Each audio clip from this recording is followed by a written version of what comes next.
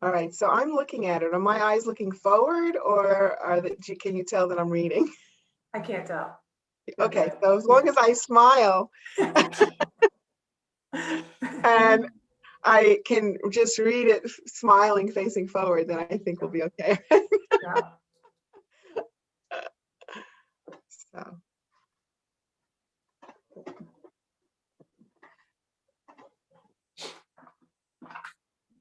He gave us the go ahead. Oh.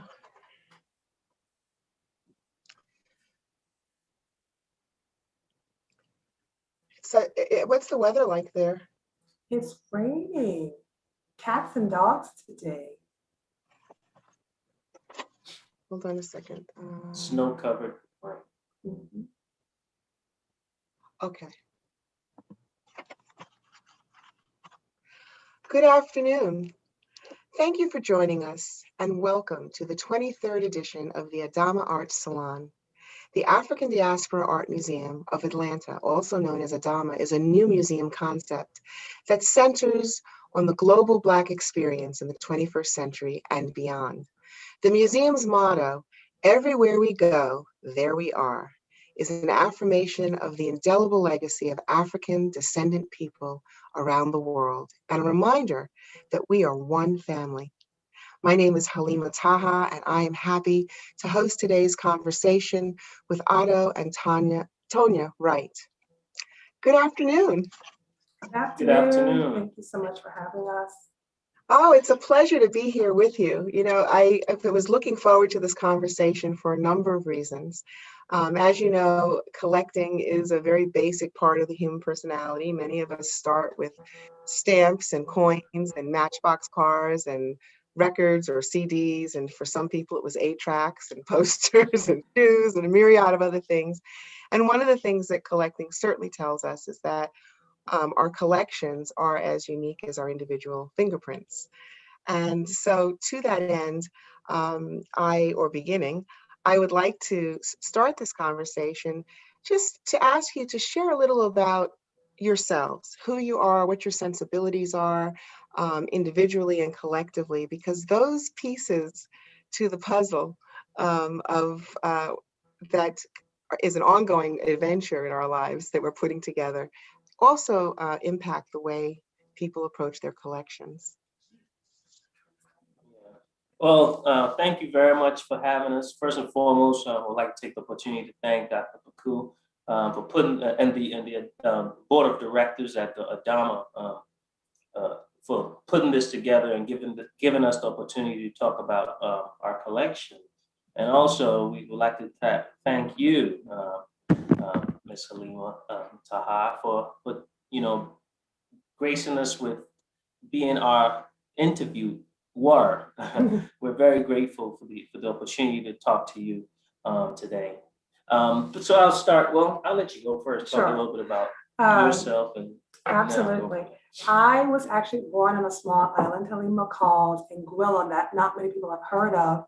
About 12,000 people or so, and then just about, it's a little British colony, but everyone leaves, to go off to college, and I just did the same. I actually made my way to a small town in Canada called Peterborough, Ontario, and did my undergraduate degree there. And I always knew I wanted to go to medical school, and found myself in Hershey, Pennsylvania for medical school after having trekked from, Anguilla in the Caribbean all the way to Canada, back down to Hershey. And that's actually where I met this guy. And that's where that story began. But I've really spent a lot of time just kind of exploring the world and traveling, feeling like I could essentially live anywhere in the world because I have done that. I've lived on 2 different continents. And we now have 2 sons. We have an almost 4-year-old and an almost 2-year-old. And then, yeah, that's it. Yeah. So for me, well, my journey starts in Ghana. I was born in Accra, Ghana. I was born at a time when the hospital was on strike. So funny story my mother tells me is I was born in the back of a taxi outside of the hospital. So my journey actually begins. Yeah, so it begins in Accra, Ghana, where I grew up. I spent 13 years of my life there. I was raised by my mother, my grandma, and my grandparents. my grandfather ended up passing on Christmas Day in 1986. I'll never forget that day. And then I had the love and care of my grandmother and my mother. And then we had the opportunity to move to the U.S. in 1992. My mother got remarried and we moved to the United States. We moved to Pine Bluff, Arkansas. And my father was a teacher at University of Arkansas at Pine Bluff, which is an HBCU. So we spent 5 years there, and afterwards moved to the Washington, D.C. area where I finished high school and then went to Penn State undergrad, where my father had gone, and then continued my education and at Penn State as well, doing my MD, PhD there. And during my time there is when I met Tanya. It was during the latter part of my, because I was an MD, PhD, a lot of the class that I had started with, the interesting story is the class that I started with had finished their process, and I had gone off to Texas to finish part of my PhD, came back to Pennsylvania, and then we met during the latter part of my education. It's so funny that everyone that knew Atu before I did, and then that came to know me, always said, you have to meet Atu, you have to meet Atu, you guys would be, everyone just kind of, who knew us individually, thought that we shared so many similar interests that we would connect. And they were, that the chemistry would be there, they were absolutely right. I guess some of our common interests would be things like fashion and traveling, and Atu's very spontaneous, I'm very spontaneous. You're spontaneous? I'm very spontaneous. And art. So that's kind of, our backgrounds are similar in the sense that we've taken these paths to get to where we are. We found our way through science here, and now can finally delve into our passions and not be as, medical school and residency is very structured and it's all about survival, but now we get to relax and really tap into the things that bring us joy. And art is one of those things. Well, that's wonderful. That's a wonderful beginning to our conversation. And what comes to mind immediately with regard to the marriage of art and science is that perhaps as a part of your journey, you'll also have an opportunity to look at what conservation is in relation to your work from a scientific perspective. Because as you know, the molecular structure of paint is basically curly, and it has to be flattened out. That's why the idea of putting painting oils over fireplaces or in bathrooms or in kitchens where temperature fluctuations take place will make the oil eventually crack. And so, and a lot of fine art students who were passionate about science, they ended up going into conservation. But because you do understand the sciences and on many levels, it could be a very interesting addition to your adventure together to explore. Because there's also a relationship between a lot of plastic surgeons who are artists and who are painters and go into the area of plastic surgery. So there's so many different interdisciplinary intersections with the visual arts. What was the catalyst for you to begin your collecting in 2015? And where were you when that all happened?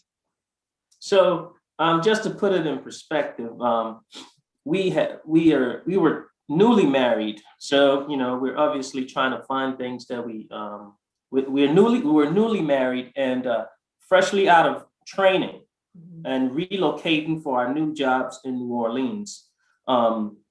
So while there, my grandmother, who's, as I expressed, was a huge part of my upbringing, passed away a month shy of her 101st birthday. So all I am is grateful of all the time I had to spend with her. But she passed, and within a week of her passing, one day we had left church, and Tanya was like, "We have a stop, so before we get home," and I let her tell kind of like how that came about. To put in perspective, Atu and I did our residencies in 2 different cities. We had lived apart for almost 4 years, which was very challenging. And so here we are, newly married, finally in the same place. We actually accepted jobs in New Orleans. I had never even been there. I just knew that I wanted to be in the same place with him. And so there we were in New Orleans, trying to meet new people, trying to kind of establish our new roots. We used to host these parties in our apartment called Empire TV show watch parties. You might be familiar with the TV show. Empire had just started, and it was a really popular at the time. And one evening after the show, they featured an artist on a local news channel. His name was John Moody, and they were actually referencing an image that he had created that was on the set of Empire. And they were basically talking about how he had had other works that had made it to the White House on display for some limited amount of time, and that he was really elevating himself as an emerging artist. And at the end of the show, they included his email address to reach out for commissions if you wanted to. And I was like, oh my gosh, this is perfect.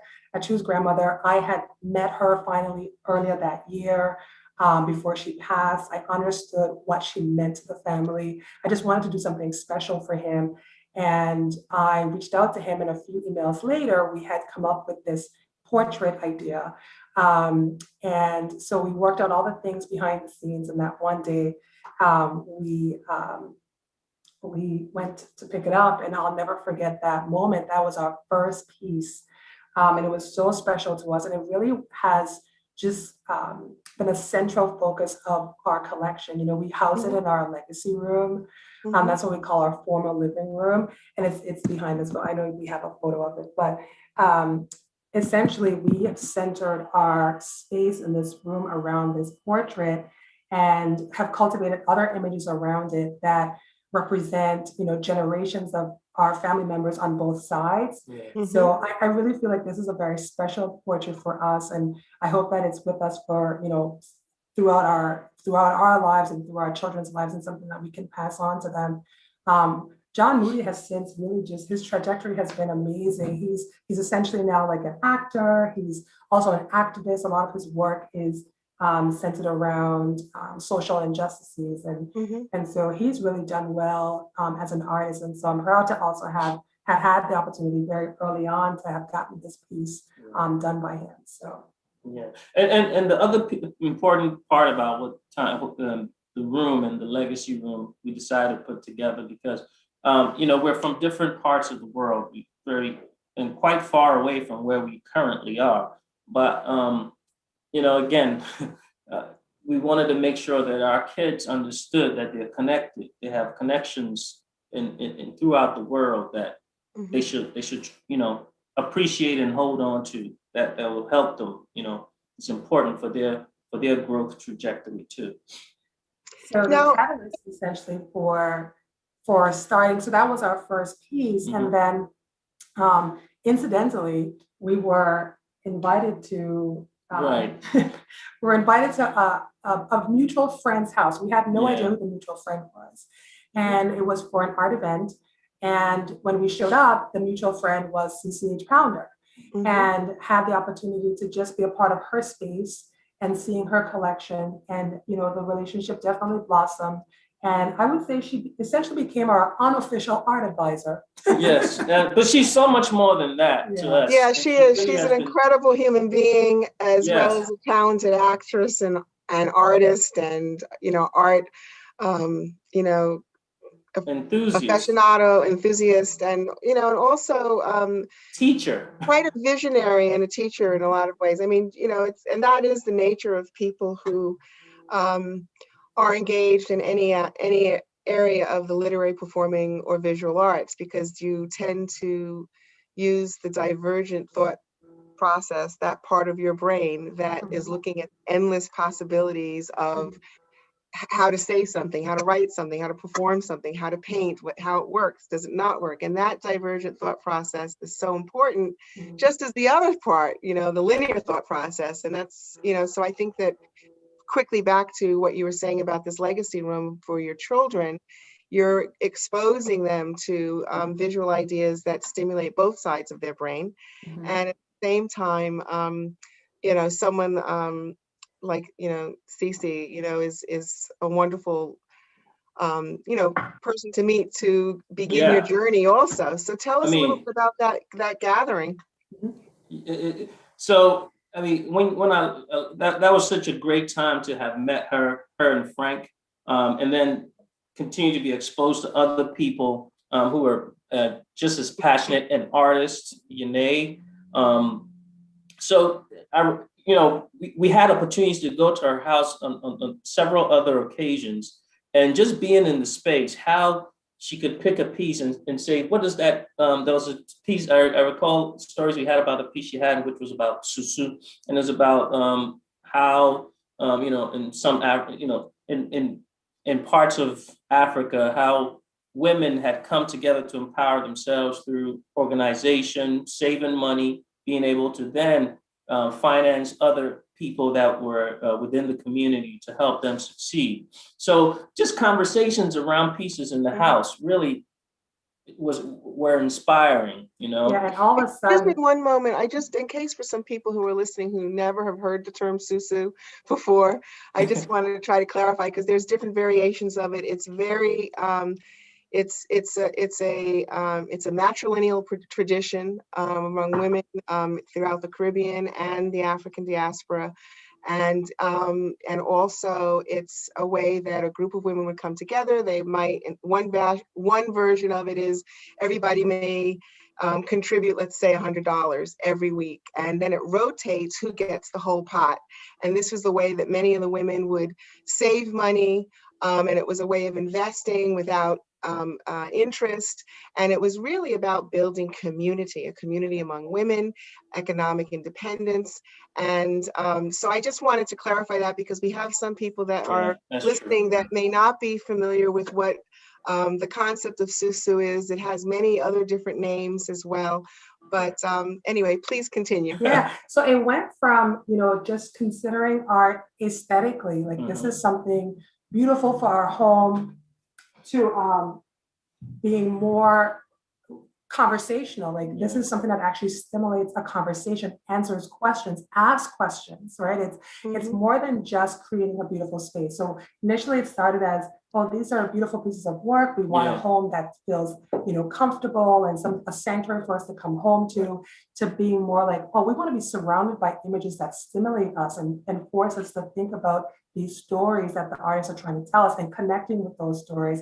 And I think having been influenced by Cece's love for the art and her pushing us to think about these things has definitely helped change the thought process and the catalyst for our collection.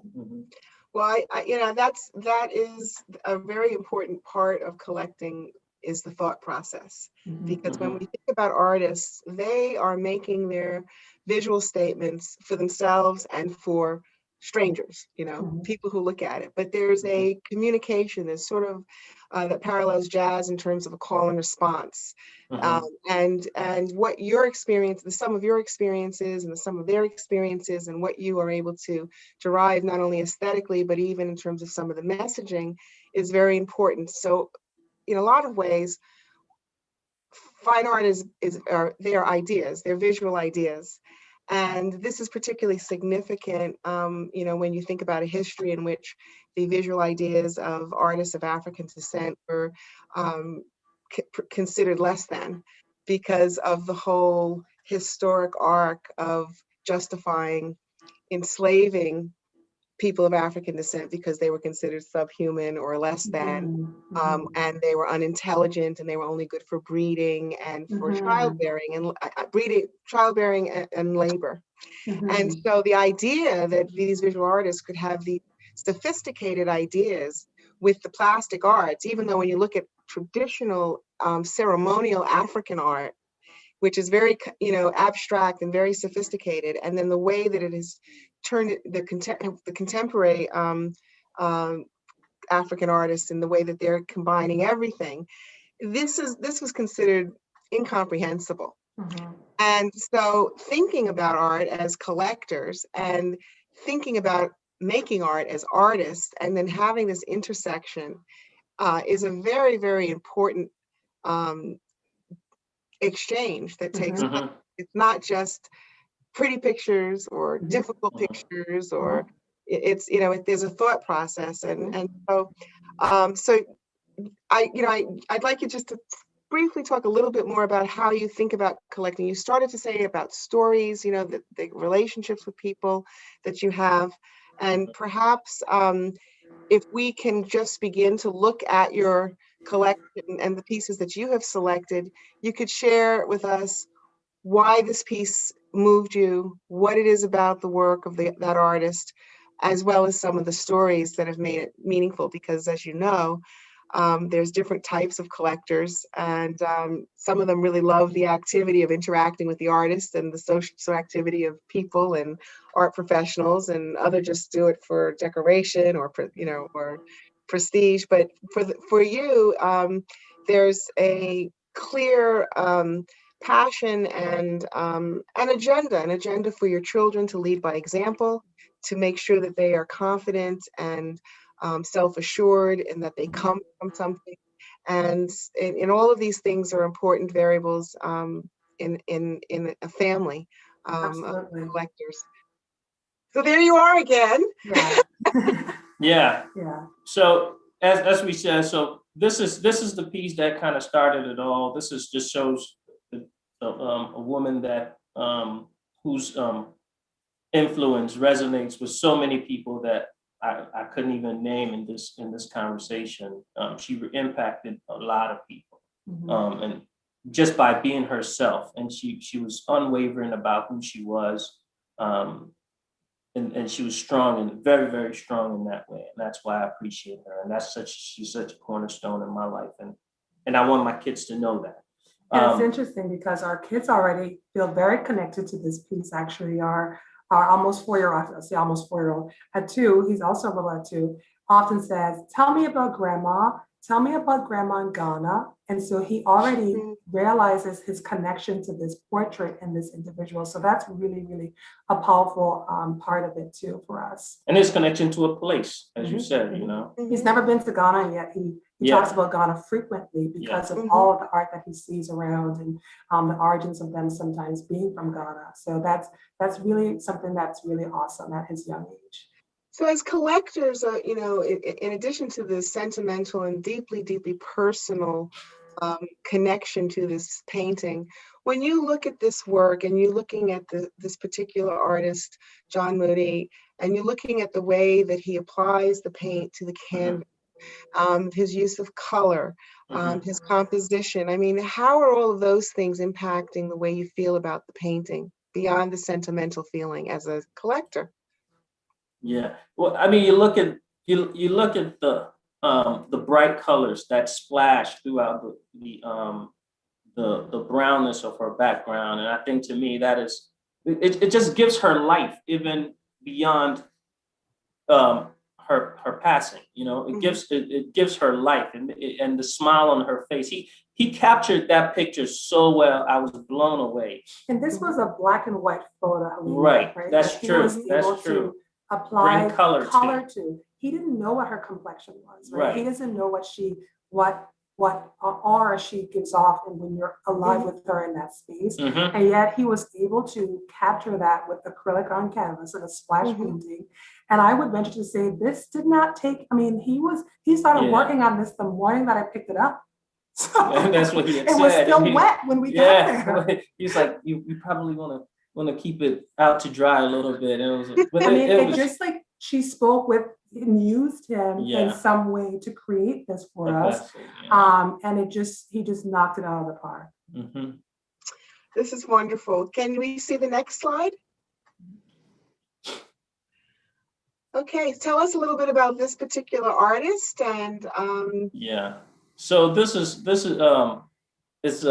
Lindele Nsweli, who's a young South African artist. I really enjoy looking at his work, and I found him through Instagram, social media. Started following him, and then saw these 2 pieces, Unhambo 1 and Unhambo 2, which means the journey. The journey of the 1, the journey of the 2 is kind of how I interpreted it. And and started a conversation with him.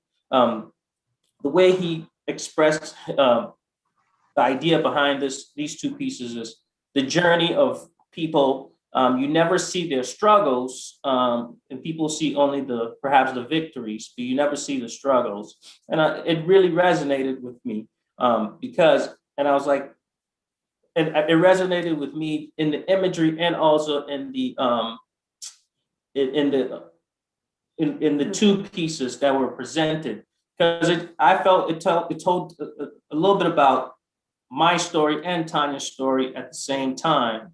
You know, the figures kind of, in its simplicity, kind of reflects a little bit of that. Tanya, my uncle calls her eleganza, and I think I appreciate that too. So I felt I agree.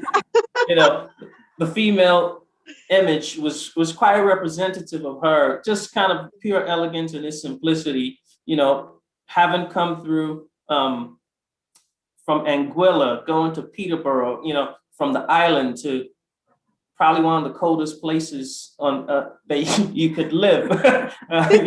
The juxtaposition of that, having, you know, powered through her undergraduate educations, powered through the life in Anguilla, you know, had wonderful parents bringing her up, but you know, Tanya's father did not go to college. He taught himself how to read as an adult, you know, but That's extraordinary. That's just has a daughter who aspired to be a doctor. Okay, went off to Peterborough, Canada, went through what she had to do, came to Pennsylvania, and now is an OB-GYN in the United States of America, and a fabulous one at that. And to me, it's just like my story of this kid that just in Ghana, I played soccer from morning till nighttime, you know, came to America and it had to adapt to a new country, you know, for whatever it's worth, had fun doing so. Lived in Pine Bluff, Arkansas, as I said, lived in Gaithersburg, Maryland, went off to Penn State, made some great friends, medical school, and I'm a radiation oncologist. So it just kind of tells a little bit about our journeys individually, but how we complement each other. It's hard to forget where you've come from when you are connected so much to a piece like this that reminds you about that journey, right? So for me, that was, you know, really what connected with me with these pieces. We actually house these in the legacy room, and they're next to each other, separated by a mirror. And the mirror is the place where you'd see your reflection, and then you're flanked by these beautiful pieces that takes you on that journey. So, so that's essentially the story behind these. Where you've been, where you are, and where you're going. It's a continuum. That's beautiful. That's beautiful. All right, thank you for sharing that. Can we see the next image, please? Please tell us about Brian Dovey Golden. Brian Dovey Golden. He's also a young artist from Chicago. Man, Chicago has a lot of great artists, is what I'm coming to find out. But he created this piece, "The Halos Let Me Know That You're Here." And this image, it's an acrylic on paper, and that is housed in our foyer. In the dark, you only see the halos, and then in the light, you see the halos and these figures. And again, it tells a story about our ancestry, those that have come before us. So many that have come before us. Okay, and how they are all with us in a very spiritual way, even when you don't see them, and beyond. So to me, that's what drew me to this image, and it applies to everybody. You know, everybody has a history. Everybody comes from something, and from there we can grow. So that's where that's what drew me to this image. I think we purchased this in maybe 2018 or so, and I would say that this was probably the piece that for the first time I really felt like I got the whole art collection thing. So I may have still been very much in the space of, these are beautiful things, they tell me a story, I kind of like it, but really this piece pushed me to really understand the importance of being surrounded by images like this and what this will mean for generations to come, how this will be a part of our estate that we can pass on, how this really pushes us to think about art, not just on a very superficial, figurative level, but the deeper meaning to all of this. And so I too, I too will probably tell you stories about how I was a little bit resistant to some of the pieces that he would, offer for us to purchase. We'd have a lot of back and forth, and I didn't really connect with them until this piece happened. Would you say? Yeah. Yeah. I didn't really know. Yeah. I appreciate it. Listening to both of you and looking at this piece, it's really wonderful when there is a piece of art that makes you reflect upon both tangible, visible, and ephemeral, invisible manifestations of reality at the same time.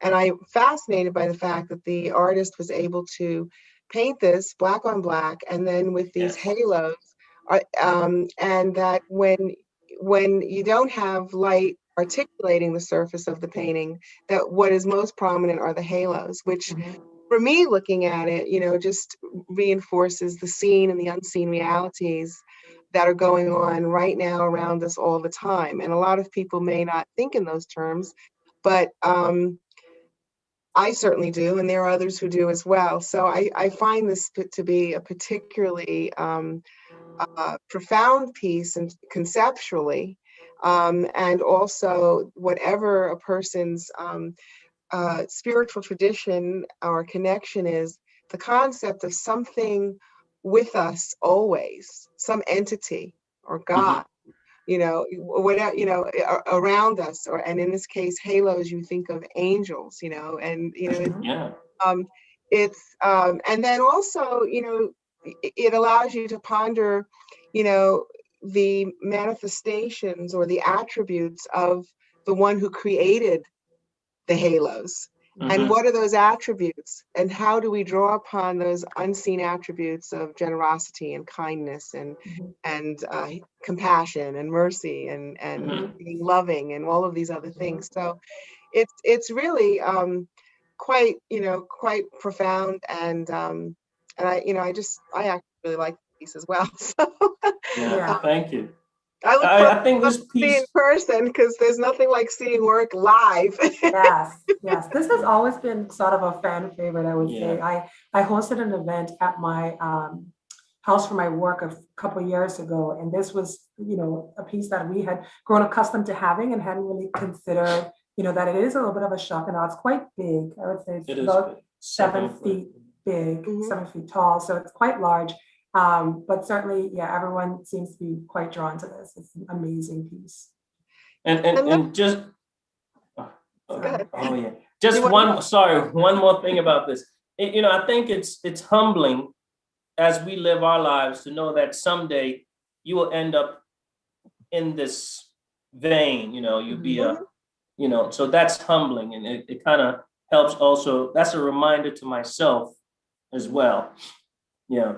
It's an important reminder, because the sum of our experiences that enable us to do the things that we do professionally also are parallel to some of our experiences that impact our souls and our spirits, so that it inspires us to be our best selves, and to work on the things that we need to work on, and so that the legacy can be not only our good deeds. It sort of quickly reminds me of this story about 3 friends, and you tell your friends you need their help, and the first friend says, I can't go with you, I'm homebound. And the second friend says, well, I can go with you up to the city limits. And the third friend says, I can go with you the whole journey. But the first friend is a metaphor for our material possessions. They can't travel with us wherever we go. And the second friend is your family. They can help you so far, but you've got to go the rest of the way yourself. And then the third friend are all of your good deeds, all of your good intentions, and that travels with us wherever we go. Yeah, awesome. So let's look at the next piece, please. Okay, tell us about O'Neill Scott's piece. So this is O'Neill Scott. He is a Philadelphia-based artist. This piece is called We Are the Roses, and it's actually oil on board. And it features the portrait of a young guy. It's actually his nephew, DJ, in the center, wearing the t-shirt with the Martin Luther King on. But in the backdrop, are Polaroid pictures of a number of different individuals spanning multiple, generations. Some people that we have been fortunate to live with during our present time, Barack Obama, for example, Oprah Winfrey, and some of them that have come long before us and that we've come to know. This was an important piece for me. This was a more recent acquisition, I think last year, but it was actually painted, I think, in 2019. And this was important for several reasons. So for one, I was not born in this country. I was not raised in the country. I actually came to the US when I was well into my 20s. And so I did not learn American history in high school or in middle school. A lot of these figures I've had to learn about on my own as I've made my way through the US system. I grew up in a country where I was the majority, right? So most people look like me. I hadn't had to think about my race at all, really, until I came to America and had to start to think about, when you're questioned how you identify and having to select and really pushing you to think about your lineage. And here I am in the US, really just benefiting from the paths that have been made for me, or the shoulders that I'm standing on for these giants that are captured here, and really benefiting from their success and some of their triumphs and tribulations. So this was an important piece for me to connect to some of the American greats that have allowed for me to be as successful as I am, but also a reminder that these are individuals that I can continue to learn about. I think what's most riveting about this piece is actually the blank Polaroid. I don't know if you noticed, but there's a blank space there. Yes. I see. And I loved that the artist even thought to include that, because what does that mean, right? What does that mean for you, for the person that's looking and taking this piece in? For me, it's like, I think about all the individuals that would take that place in my personal story, right? So someone that comes to mind is a family friend and physician that I shadowed all throughout my high school life on Anguilla. Now, there are not that many physicians on Anguilla, and certainly not many that are from natives of Anguilla. A lot of them are brought in from other countries. And so that was someone that took me under his wing, Dr. Lois. I will forever be indebted to him for what he allowed me to do at such a young age. And I probably wouldn't be who I am without him. And so that would be someone that I place there. I also think about who will be there in the future? Could it be my sons? Are they going to have sons? Could it be you? Could it be me? Yeah. Could I do something that significantly contributes significantly to something that allows me that opportunity? So it really just pushes you to think about that. This is just so magnificent. I love O'Neil Scott's work so very much. I love that we had the opportunity to acquire this. This will forever be something that I hold near and dear to me, and I hope that we can just keep passing on, be a part of this estate and the legacy that we're building for our children. Yeah, like when you look at this piece, it on the background, first and foremost, it has this young guy just who could be like my son, just sitting there leaning against these greats, a wall with all of these greats on it. And you can see Shirley Chisholm, Marcus Garvey, Sidney Poitier, in the same image as LeBron James and former President Barack Obama in the same image, and then again, the empty space. It's like, do you put yourself, it challenges you to say, to put yourself there if you dare, and I often say that for people like me, we grew up in a time where there was a President Barack Obama. That was me in parts of medical school and me in my residency. Very, very challenging times. And to have a figure, a person of that stature who looked, like me in that office, it pushed a generation forward that will, I guess, in someday there'll be books about it. There'll be more stories to tell about it. But I don't take that for granted per se. So the stories go on. I think this is a great piece in that. Again, it challenges our kids. Are they going to put themselves in this position? There's one person that in preparing for this, I thought about who told me a story that I would never forget. And this is a lady that, Miss Davis. When we initially moved to Pine Bluff, Arkansas, there was a lady called Miss Davis, Joyce Davis, who became a fast friend to my mother. She decided she was going to help my mother get acclimated to U.S. to America, and we all, as kids, we all benefited from it. But so she would come to she was an angel to our family, I would say. But more recently, she told me about a story, and this is a lady, I think, I've never asked her age, but she's I believe late 60s, early 70s, and she told me a story about when she finished high school and wanted to go to college, and her family lived on a farm that was owned by a white family. And when she went to go tell the family that she wanted to go on to college, and the response was that, okay, that's fine, but if you want to go on to college, your entire family have to vacate this property on our land. And when she told her grandfather that that was the case, her grandfather said, okay, if you wish to go to college, we will all vacate this land to give you the opportunity to go to college. So a whole family had to make a change in their life in somebody who still lives today. Like when you think about these type of stories, you think it's that centuries ago, but she went on to college, became a teacher, and made a beautiful life for herself. But these stories are are being told by people who are still present. And to me, her story is it's one of those that has opened paths and opened doors for people like me, again, to be able to come to America and exist. Mm-hmm. So I wanted to share that. That was a very important thing. So she would be your Polaroid picture. She would be my Polaroid picture.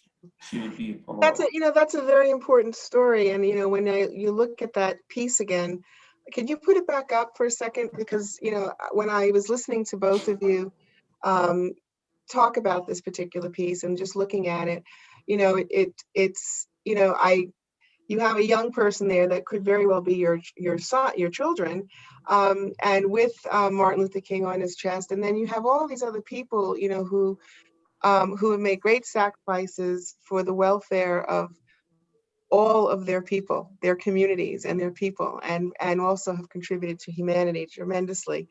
And but there, it's leadership through example. And it makes me think about Tonya, your father. I mean, the fact that he taught himself how to read as an adult, and for you to bear witness to that kind of determination, making a goal, pushing through, attaining it, that kind of bearing witness, has an impact, a great impact. It had an impact among other things, of course.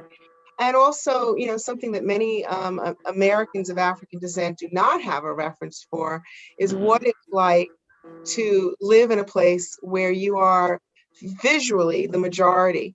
And, I was born and raised here, but I spent 3 years of my adolescence living in the Virgin Islands, where I was now among the majority. And there was a tremendous amount of freedom in sense of value, self-worth. There wasn't anything you couldn't accomplish. It just never occurred to you that you couldn't accomplish, because nobody ever said, no, you can't accomplish it. Just work hard, do it, be who you are. And I think that, that's a very important thing for people to understand, that psyche. And how this particular piece, for the reasons that you can have a chance to put your own mentor, heroine, or hero in that space, or that you can envision yourself in that space, but in a space where you're making a difference, where you're contributing to the society, community, and the world. And I think that part that many communities that are throughout the African diaspora, there's always that kind of encouragement, that I've seen outside of the United States, to make a contribution to your community. Whatever you Right. do, be the best that you can, because you can be. So there's a lot of layers, of course, in terms of how to look at this. And what a great gift for your children to have this in their home as well. Let's look at the next piece, please. So here you have a Sure. Lois Milo Jones. Yeah, so this was another awesome acquisition. This is from 1971, acrylic on canvas, and this is Philomene Robert. So what we do know about this piece is that based on the year, we think that it was actually created during her time in Haiti. But when we look at this, obviously, I mean, we have two Black sons. I mean, it couldn't have been any closer to us in the literal sense, right? And we want to surround our kids with images of children and individuals that look like them, right? Representation matters. We live in a geographic space right now where there really are not any Black families in our neighborhood. Certainly my kid may be the only Black kid in his class at this point. And so they need to be, we call these images, we affectionately call them images of affirmation in our house, where they are surrounded by such positive images of Black children that it changes the narrative. It breaks the stereotypes. It gives them the knowledge that they are strong. They are coming from a very culture of excellence within our house. And so we do have a few portraits of small children, small Black children, for that reason. And this was just kind of again to see kids. These are two kids that were in Haiti. Just to give them the idea that there are other kids in other parts of the world that look like them, be inspired by them, live a life that will inspire them, vice versa. So, and then the bright colors kind of speak to me about the bright future. Yeah. So, Okay. This is good. Let's look at the next piece, please. I'm looking at the time and I'm saying, wait, we're having a great time, and I have a couple of things I want to ask you, but I'd like to open it up for Q&A as well. So tell us a little bit about this piece, please. This one, this is about Ghana. This is about the piece of the heritage. It shows the gold around the head. This is from Solomon Adufa, who's a Ghanaian artist who grew up partly in Chicago. Okay. Mm-hmm. And in my conversation with him, when I found him, we had an opportunity to chat a little bit. We realized that we kind of grew up in a similar area, Dansoma and Accra, at some point in time, and may have even. I went to school across a set of apartments that he lived at. So it's crazy how now Solomon Adufa is a renowned artist, I would say. Presents this young lady in a garment that is very traditional. It's a traditional Ghanaian festive garment, and with gold around her head, beads around the neck, and the kente around her bust. And it's on the background of Ankara cloth that is very popular in Ghana as well. So yeah, this speaks volumes about my background in Ghana. Again, and affirmation. And also, the gold is a very significant thing for Ghana, because in Africa, Ghana is the largest gold producer.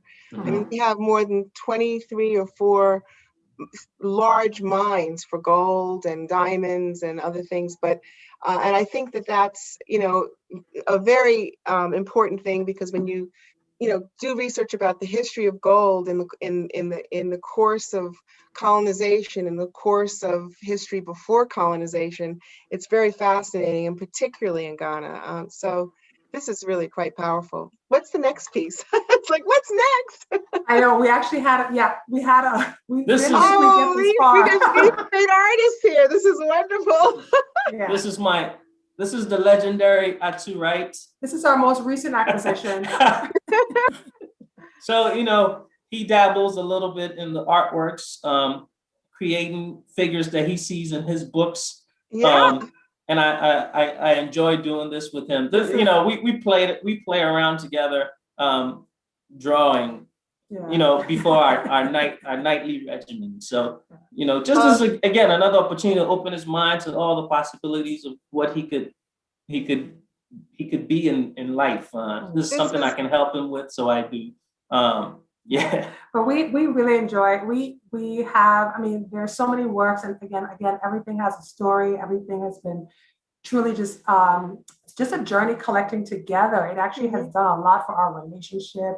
It has, you know, stimulated conversations that brought up topics that we had never even thought of, really just talking about similarities in our upbringing, you know. So it's been amazing collecting. We share our art through an Instagram page. We were, a lot of our friends and family have always asked to see some of our acquisitions. So we started an Instagram page so people can just kind of follow along. And that has been an amazing opportunity as well. So I know our time is like running short, but well, we're okay. We have a little bit of time. I wanted to quickly ask you, what kind of advice would you give new collectors? Yeah. Yeah. Oh, I was going to say, if you're passionate about art, and you probably are because you're here right now, that it's definitely worth it, and for different reasons. So for one, you know, it gives you personal pleasure. You know, it has been so wonderful to just be able to be surrounded by beautiful pieces of art that create a wonderful living space. These are things that will be part of your estate and your legacy that you can pass on to your future generations. It's not just about the investment and the fact that most arts do tend to appreciate. It's living in the now and taking in what value it creates for you now, that environment of positivity and creativity, Black excellence. And so it's certainly worth it. Create a budget. So a lot of people find that collecting art could be cost prohibitive. You know, I had to get over that hurdle myself over the years, and thinking about it, you know, it's not like buying a pair of shoes or a purse, right? Those seem to be easier decisions than sometimes buying a piece of art. But but these, you know, the value that art holds compared to a pair of shoes, for example, you create a budget and you make it work. We have actually used social media quite a bit in some of our acquisitions as well. So just finding artists that you connect with on social media, following them, following them and connecting with their work, asking about their process, doing studio visits, going to art fairs, going to galleries. Reading, it's very important to read. Yeah. It's important to become familiar with different styles of art in the course of art history. I often encourage people to not start from the beginning of the book, but to just start where they're interested, because you don't have to be linear in this experience and journey is not linear. It's wherever you are. So if you find a chapter or a series of images in a book, start there. You will read the whole book eventually, but just keep going to museums and galleries, or go online, obviously, speak to people, but learning about the materials artists are using, reading critical reviews, art history books, because a lot of the references that artists are making in their work, some artists are speaking to each other. You know, some artists are showing you who they've been influenced by. It helps you in developing not only your eye as well as the visceral experience. So I just wanted to remind people of that. And I would say you don't have to necessarily aspire to be a collector to buy a piece of art, right? And so we had never even really considered ourselves collectors until people kind of gave us that designation more recently. And we're like, oh, I guess we do collect art. But for us, it was just a very individual. We like this piece, we connected with it, we buy it. But now it's, becoming something even bigger than that. This is true. You do not have, I'm sorry, I'm just fixing something here. It's true. I mean, most people start, collecting, for home decor or office decor. You're trying to create an environment that's warm and engaging and comfortable, and so people start there, and that's true. You're not going in, I'm a collector, it's we all eat food. It doesn't mean that we're a gourmand, so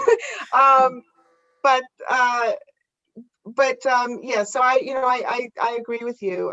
It's an opportunity for self-discovery, and the more informed you are about what you're looking at, or just how you feel. But, establishing a budget is important, working within that. I think the most important thing that I would encourage um, new collectors is that not only what we've discussed, but whatever you decide to acquire, make sure that it is the best in what you can afford. Don't buy what you can afford. Buy the best of what you can afford. There's a huge distinction between that. Because if you just buy and you're thinking about just buying what you can afford, it's not necessarily going to be the best piece by that artist that you like. But if you buy the best within your budget, that piece, time and time again, will be not only a jewel in your collection, but it will appreciate. Yeah. So keep that in mind. We're going to go over a little bit, which we have permission to do, if that's okay with you. Yes. Okay, yeah. So I wanted to ask you, what do you think seasoned collectors should pay attention to? Yeah, I would say, so I would say this. There could be a tendency to gravitate to pieces that are to artists that are on trend, or that are having an upward trajectory, or that's that's in the media or something like that. And you almost feel compelled that you must own this particular artist because of the trajectory that they're on. There's a lot of outside influence. We're part of ATU's part of chat groups and stuff where they discuss artists, and you're almost just kind of like, I must have this in order for me to have a collection of a certain caliber, right? So you find yourself going down this road where you're almost collecting or acquiring pieces that you really don't have any connection to whatsoever. You have no real interest in, but it's what everyone else is getting. Yeah, just being cognizant of the trends, but making sure things still resonate to you. Be authentic and stay true to who you are and the things. It is a little bit of a slippery slope to invest in pieces just because it's trending. And you know what I mean? So that would be what I would say. That's true. There are different types of collectors. There are collectors who collect fine art like they're collecting blue chip stocks, and they buy the work and they put them in warehouses and they appreciate and then they sell. So, there will always be those kinds of collectors, and it's true. There are a lot of artists that are trending, and some of them are trending and they may or may not sustain the trend, and others will. I have expressed this concern by going to various art fairs and seeing artists, the work is still wet, and they're working like machines and everything, but what's happening is that their quality is suffering. So I'm seeing certain artists who have big names and are at auction and doing very well, but there's, from an appraiser's perspective, when I put my appraiser hat on, I'm really kind of concerned because I'm seeing that the quality is uneven because of the intense pressure on them to produce work like they're in a factory. Yeah. And so that's, again, goes to my point of always buying the best piece that you can afford. It really takes time, whether you're a new collector or a seasoned collector, to look at the quality of the work, how the artist is working with the materials. Look at many pieces by the artist so that you can really see that kind of continuity, and understand what you're looking at. And that's why it's really wonderful to be able to speak to other collectors and also to speak to a range of art professionals about the work. Now, I'm also curious from your perspective. I have my own perspective, but I'm curious from your perspective. What have you identified as differences in the marketplace since 2015 compared to how these differences compared to now, and how have these differences influenced your collecting or not? Well, so one thing that I think is I see now compared to the prices to get in, if you want to get original art by let's say emerging artists, the price point, the entry point is probably a little bit higher a lot higher compared to where it was in 2015. I would say that is probably one thing that I have noticed. And perhaps it's a reflection of the stock market and how it's been going up pretty rapidly. But yeah, people see art as an investment, and perhaps that's also fueling and influencing how the price points for a lot of emergent, perhaps what we would consider emergent artists, the price point that they're selling their work for now compared to perhaps 5 years ago. Yeah, I guess it's impossible to determine the artwork's true value. Right. But in our own kind of like anecdotal evaluation, it does seem that things are pricier for the same quality of work. Okay. Yeah, I think that there's a number of things that have impacted the shift in the price. Of course, the increased interest in collecting works by artists of African descent, specific to the United States, but also globally. And there's been a number of reasons for wanting to fill the historic and aesthetic gaps in American art collections with contemporaries of many of the established, predominantly white male artists that were upheld throughout the 20th century. I think the other variable has to do with the fact that unlike previous generations of American artists of African descent in this country, where the way that the artists would talk about their influences in their work, they would pay homage to those who were before them and talk about it. A lot of the contemporary artists are not talking about really who their influences are. It's like they've come up with the idea themselves, but you see who they're influenced by when you look at the artwork, which is the other reason why it's important for collectors to really become aware of art history from all over the world, because then it allows you to connect in a lot of other ways, intellectually, visually, conceptually, spiritually, maybe. But the pricing with a lot of contemporary new artists, young artists, is a lot of times it's unrealistically, it's not based on developing a price point. It's based on, when I speak to a lot of these younger artists who are in grad school, just coming out of grad school, they look at, this well-known artist who's the same age as them is getting this amount of money, so then we're peers, we're contemporaries, so I should charge the same amount of money. And they're not understanding how the collective activity of the art world functions to propel an artist into the market. Yeah, we talked about that. So I think that that's something that's important also for collectors who always want to get, the best piece for the least amount of money, because that's just the business. But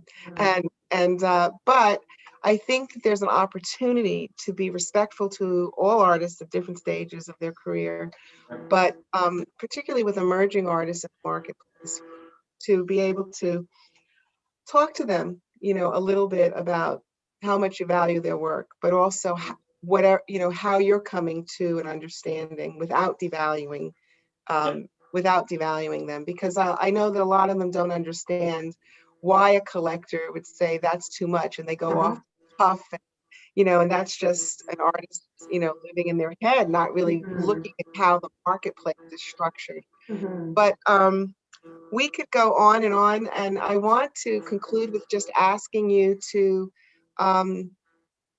what's the last thing you would like people to know from you, Otto and Tonya, about your collecting and what you want them to know that you think would be beneficial to them? I think what they want, I want people to know that our objective is to create a space that is filled with figures that inspires all, and like, I just want to pay a little homage to Fahama Paku as far as like the work that he creates. And just like that, I want people to see themselves in these images that are in my home. Again, Dr. Fahama Paku, his images, I a lot of them I see myself in because, you know, he's a little bit older than me, but I see, you know, when he talked about before about my fresh, you know, I appreciate his fresh. It comes forth in the way that he presents these images, you know, and I see myself in that. And the most important thing is that what he's doing is normalizing it. He's normalizing it, and that's important. Yeah, and for me, I think just the same, not to overthink it, you know, trust your gut, go on how you feel, the feelings that it evokes, if it feels right. Take the plunge. Don't discredit what value it will add to your life, not a monetary or a financial gain, but more than just that. And I think that they would really appreciate it. So that's kind of the approach that we've taken with our collection. And I think that has certainly helped us curate all these wonderful pieces, you know, just kind of using that as our baseline principle. Well, thank you so much. And I concur. I think that Dr. Fahama Paku's vision for the African Diaspora Art Museum, as well as his vision and the very powerful and profound statements that he makes in his work about being a Black man in the world, about beauty and strength, and also a very powerful statement about, you know, navigating space, you know, in your own terms, you know, which is very, very powerful with his imagery, as well as affirming the value of self-assurance and confidence. And it's very intelligent work, and it's beautiful visually. So that's wonderful. And I do want to say that he follows the tradition of visual artists who also, you know, are scholars, and also are curators, and also, you know, this is a tradition that, you know, goes back to, you know, to James Porter and Dr. Driscoll and Samela Lewis, you know, and Dr. Richard Powell. I mean, there's a tradition of artists who are scholars, who are using an interdisciplinary approach to conveying important ideas about culture, and in particularly African diasporic culture. So thank you again for inviting us to contribute to this vision. And it's really been a pleasure to be here with you. I have a brief announcement, and that is to please, those of you who are here with us this afternoon, please be sure to visit ADAMA.org. It's ADAMATL.org/store. And it will be, that address is in the chat. So to purchase exclusive swag. Some exclusive swag, including our redefinition long sleeve tee.